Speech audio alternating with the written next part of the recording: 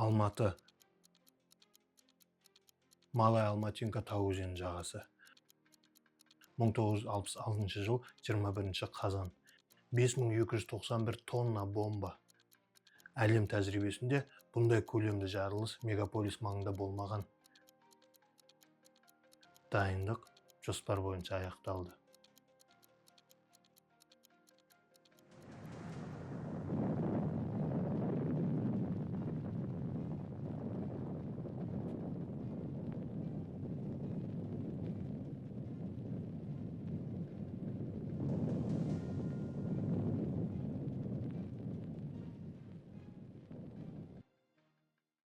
Сәлем баршаңызға. Бұл видеоның сценарийін жазуға мына кітапты оқығанда ой келді.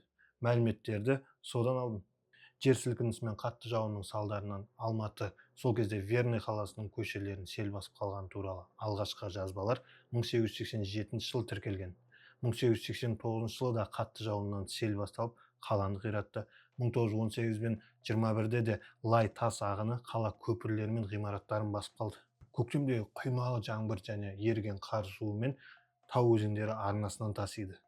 Солай жағадағы тас пен топырақ селге айналып, тереңдігі ондаған метрге, ағысы секундына 10 метрге дейін жететін зұлым күш, сағатына миллион метр куб су және лай, құм, тас ағынын қала ішіне кіргізе алады. Мал, жан, адам шығыны өте көп.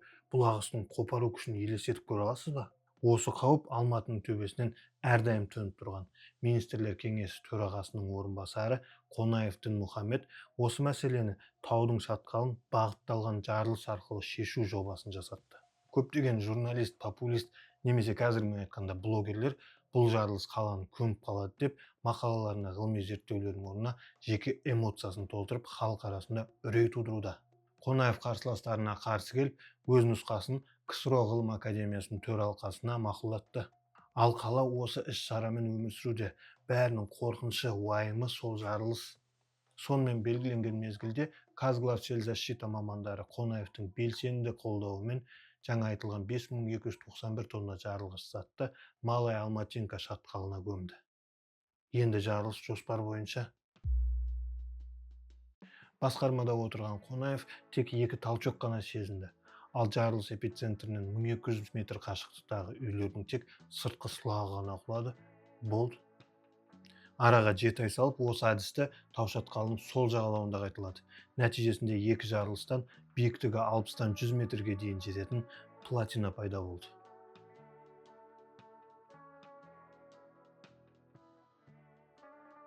Жетпіс 16 жыл 15-16 шілдеде табиғат осы платинаның беріктігін тексермек болғандай үлкен сел болды. 5,5 миллион метр куб сел массасын платина тоқтатты. Осылай Алматының шығыс бөлігі бұл қауіптен біржолата құтылды және бонус ретінде тағы да Қонаевтың инициативасымен осы платинаның беткейінде сұлу мұз айдыны медеу пайда болды. Енді осындай жарылыс жасауға Қонаев білім мен тәжірибені қайдан алғанын айтамын. Бірақ сіз міндетті түрде тіркеліп, пікір бөліміне бірнеше коммент қалдырып қойыңыз.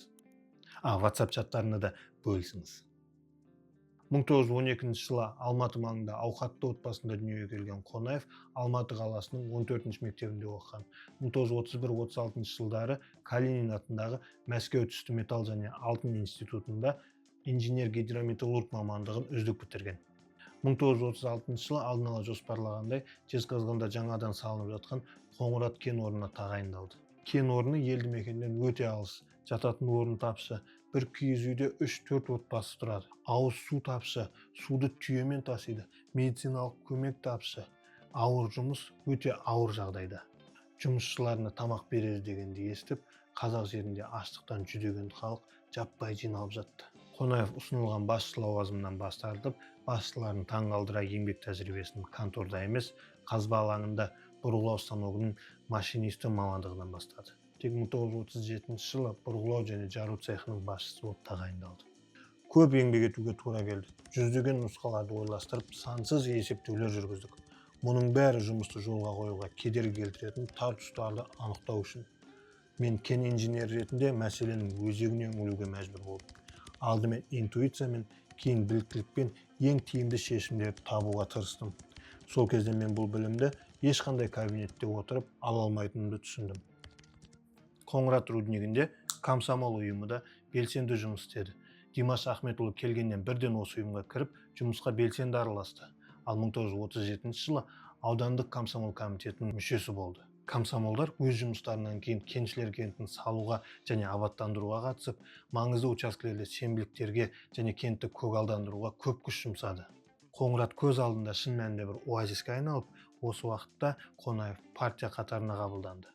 Бұрғылау жарылыс цехының бастығы ретінде бір жылдан аса қызмет еткен Димаш Ахметұлы 26 жасында Қоңырат кенішінің бас инженері болып, кейіннен директорының қызметіне кірісті. Бұл сталиндік репрессияның ең ауыр жылдары болады. Жұмысыңды жақсы орындай алмасаң, партбилетті стол үстіне қоясың. Кейіннен тағдырың белгісіз, тұман, тіпті кейбіреулер із-түзсіз жоғалып кетіп жатты. 1940 жылы Зухра Шариповнаға үйленіп, партияның бұйрығымен Риддердегі екі аяққа ақсаңдап тұрған кен өндіру басқармасының директоры болып тағайындалды. Бірнеше айда жұмысты реттеп, сол 1940 жылға партия жоспарын орындап берді. 41 жылы осы басқармадан 3652 адам майданға аттанды. Осы жағдайда әр жұмысшы 2-3 адамның орнына еңбек етуі керек. Егер әйелдер көмекке келмегенде, біз өз міндетімізді қалай атқарар едік білмеймін. Әйелдер бізде Лениногорскіде кен өндірді. Бұл тозақтай ауыр жұмыс, оған әр ер адамның да шамасы жете бермейді. Ал әйелдер үнсіз ғана бәріне төзіп, сонымен қатар бала тәрбиесіне де уақыт тауып, нағыз еңбек ерлігін көрсетті. Соғыс кезінде жауға атылған әр 10 оқтың 9-ы Қазақстанның, соның ішінде еңбекқор Лениногорскінің қорғасынан жасалған. Ел үшін аса қиын әрі жауапты кезең 1942 жылдың жаз басында небәрі 30 жастағы Дінмұхамед Қонаев өзінің нәтижелі еңбегі мен ұйымдастырушылық қабілетінің арқасында Қазақ КСР Халық комиссарлар кеңесі төрағасының орынбасары қызметіне тағайындалды. Бұл Қонаевтың өндірістен мемлекеттік басқару деңгейіне көтерілген сәті. Осы қызметте Қонаев түсті металлургия, көмір және мұнай өнеркәсібі, электр станциялары, темір жол, көлік және автокөлік салалары, қорғаныс зауыттары, яғни бүкіл республиканың индустриялық өнеркәсіптерін басқаруға кірісті. Сол кезеңде жоғары биліктің ең жас өкілі Қонаев қысқа мерзімде барлық ірі кәсіпорындар арасында тиімді байланыс орнатты. Республика мүлде жаңадан басталған өндіріс бағыттарында өз үлесін арттырды. Сондықтан Қазақстан майданның негізгі арсеналына айналды. Бұл қызметте өнеркәсіпке көмектесумен қатар астық, қант қызылшасы, мақта дайындау, әлеуметтік тұрмыстық мәселелерді шешу сынды міндеттермен де айналыстық. Сол кезеңде мен бармаған бірде-бір облыс, қала немесе ірі өндіріс орны қалған жоқ. Тәжірибе мен білім солай жиналды. 1945 жылы Дінмұхамед Ахметұлы Ұлы Отан соғысында ерен еңбегі үшін медальмен марапатталды. 1951 жылдың желтоқсанына дейін Министрлер кеңесінің төрағасының орынбасары лауазымын атқарған Қонаев Қазақ КСР ғылым академиясының президенті болып тағайындалды. Бұл лауазымда республиканың экономикалық және мәдени дамуына ықпал етті. Жаңа институттар мен зертханалар құрылды. Академияның жасақтары басқа да ғылыми мекемелермен бірлесіп, шамамен 23 миллион гектар жердің егіншілікке жарамды екенін анықтады және целинаны аяққа тұрғызуға жауапты болды. 1955 пен 60 жылдар аралығында бүкіл Кеңес одағының ресурстары Қазақстанда тың және тыңайған жерлерді игеруге бағытталды. Бұл ел тарихында ең ауқымды экономикалық жаңғыру кезеңі болды. Осы жылдары республиканың солтүстік өңірінде 750 мектеп салынды. 19 миллион шаршы метр тұрғын үй пайдалануға берілді. Жұмыс істейтін тракторлар саны 5 есеге, комбайн мен жүк көліктер 6 есеге артты. 26 миллион гектар жер жыртылып, ауыл шаруашылығына айналды. 391.500 ауыл шаруашылығы механизаторы, 50 мың құрылысшы, шамамен 3 мың медицина қызметкері, 1500 мұғалім келіп еңбек етті. 1955 жылы наурызда Қонаев 43 жасында Қазақстан тарихындағы 8-ші үкімет басшысы атанды. Бұл кезеңде Қазақстанның индустриялық, әлеуметтік және демографиялық дамуымен тікелей байланысты міндеттерді атқарды. Халық саны басқа да одақтас республикалардан көшіп келушілер есебінен көбейе түсті. Бұл сауда, тұрмыстық қызмет көрсету, медицина, білім беру сияқты салаларда жаңа нысандарды ашуды, оларды қажетті мамандармен қамтамасыз етуді және басқа да әлеуметтік экономикалық мәселелерді шешуді талап етті. Алматыда Қонаев республика тарихындағы алғашқы халықаралық дәрежедегі маңызды кездесулерді ұйымдастырды. 55 жыл Қазақстанға Үндістанның тұңғыш премьер-министрі мен Бирма, қазіргі Мьянма басшылары ресми сапармен келді. Вьетнам республикасының президенті 58 жылы келді. тағы да Польша, Монголия, Болгария, Германия, Лаос, Эфиопия және басқа да көптеген елдердің басшылары келіп, Қазақстанның жетістіктеріне шынайы куә болды. 1978 жылы Алматыда Дүниежүзілік денсаулық сақтау ұйымының конференциясы болды. Бұл жиын Алматы декларациясы деп аталып, Біріккен ұлттар ұйымы тарапынан әлемдік денсаулық сақтау хартиясы ретінде мойындалды. Сол арқылы республика Кеңес одағының шетелдермен байланысындағы маңызды өңірге айнала бастады. Және Дінмұхамед Қонаевтың тек ішкі саясатта ғана емес, халықаралық қатынастарда да салмақты тұлға болғанын көрсетті. 1960 жылы 19 қаңтарда Қазақстан Компартиясы орталық комитетінің бірінші хатшысы болып, бір ауыздан Дінмұхамед Қонаев сайланды. Бұл республикадағы ең жоғары лауазым, шын мәнінде Қазақстан басшысы. Бірақ та сол кезеңдегі ахуал оңайға соққан жоқ. Фазыл Карибжановтың өмірден озуы, Жұмабек Тәшеновтың саяси аренадан шеттетілуі жағдайды қиындатты. Осындай күрделі уақытта Хрущевтің өкілдері Исмаил Юсупов пен Михаил Соломцев жүзеге асырмақ болған. Батыста Маңғыстау, оңтүстікте Асқақ даласы, ал солтүстікте тың жерлерін республика құрамынан шығару жоспарына қарсы тұру міндеті жүктелді. Хрущев пен Юсупов биліктен кеткеннен кейін бұрын өзбектерге әділетсіз берілген кейбір аумақтарды 1971 жылы Қазақстан құрамына қайтарды. Бұл Қонаевтан үлкен саяси шебер шешімдерді талап етті. Ол келіссөздер, дипломатиялық әдістер арқылы Қазақстан аумағының тұтастығын сақтап қалуға бар күшін салды.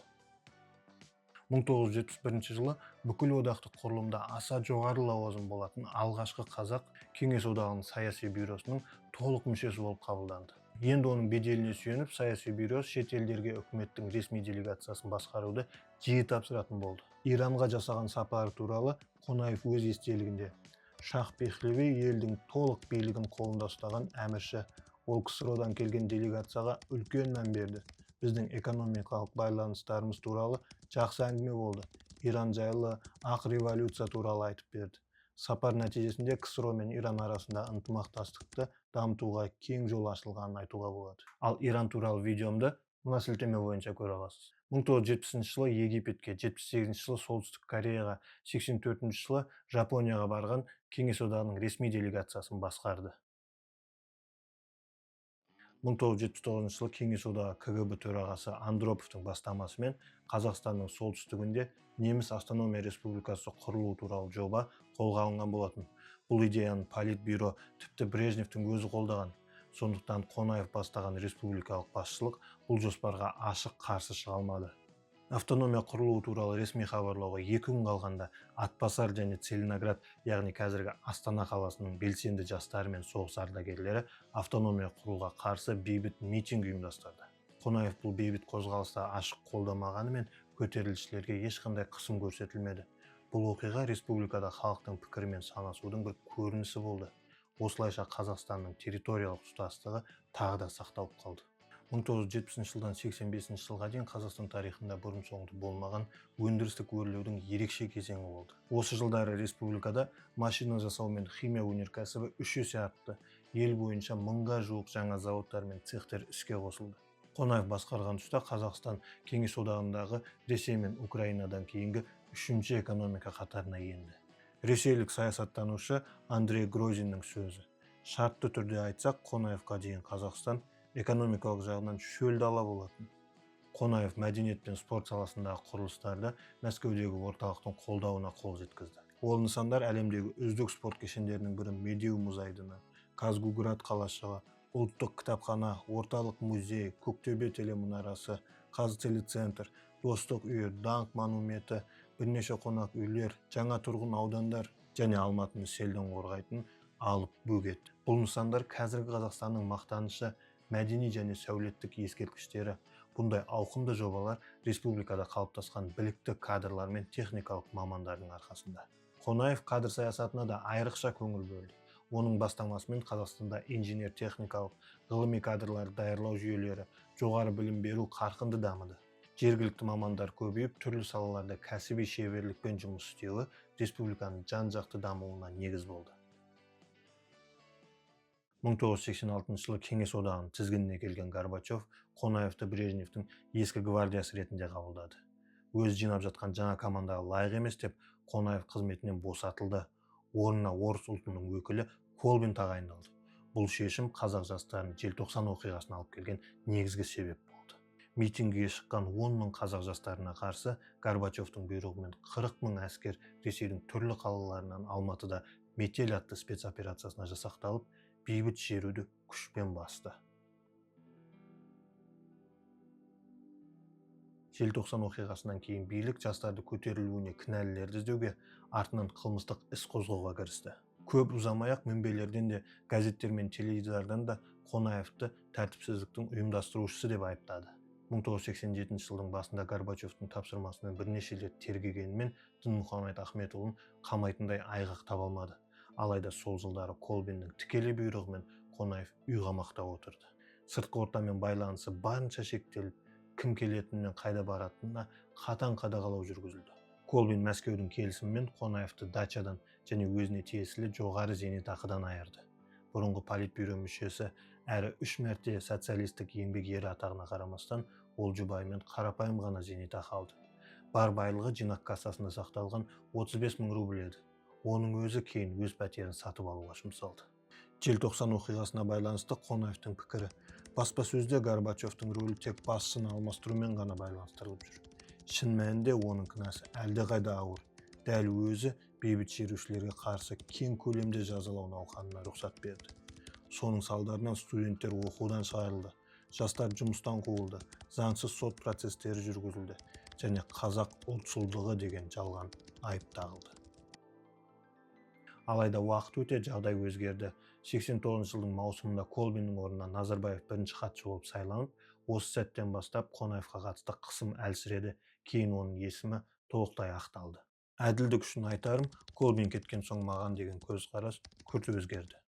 86 жыл соңында ел ішіндегі саяси ахуал күрделене түскеніне қарамастан, Дінмұхамед Ахметұлы Қонаев Қазақстанның Кеңес одағында ең ірі мұнай-газ өңіріне айналуын жүзеге асыруға нүкте қойып жатқан болатын. Теңіз және Қарашығанақ мұнай-газ кен орнын тапқан геологтар Қонаевтың назарынан тыс қалмай Қазақ КСР мемлекеттік сыйлығымен марапатталды. Бүгінде осы теңіз бен Қарашығанақ тәуелсіз Қазақстан экономикасының негізгі тірегі және де республикалық бюджеттің басты кіріс көзіне айналған стратегиялық нысандар. Ал менің назарымда ерекше қалып қойған және осы видеоны жасауға себеп болған ақпарат өмір жолының соңында 92-93 жылдары Димаш атамыздың визиткаларында тек бір ғана қарапайым жазу болған: Дінмұхамед Ахметұлы Қонаев, тау-кен инженері.